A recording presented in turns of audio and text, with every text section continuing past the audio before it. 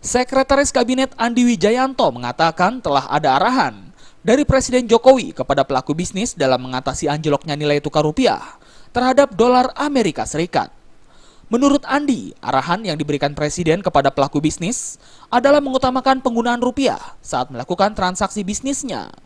Penggunaan mata uang rupiah di dalam negeri dianggap akan menguatkan nilai tukar rupiah terhadap dolar Amerika.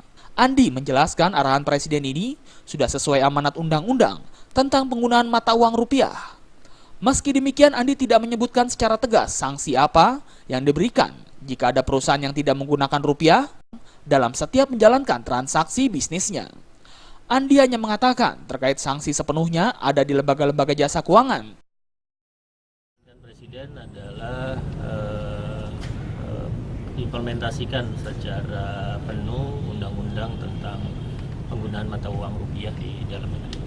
Ada kemungkinan jika mereka masih menggunakan dolar atau teguran misalnya?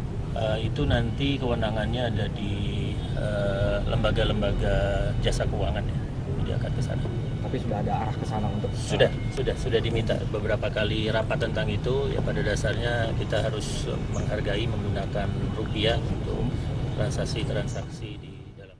Seperti diberitakan sebelumnya, rupiah mengalami pelemahan nilai tukar terhadap dolar Amerika Serikat sejak beberapa pekan lalu.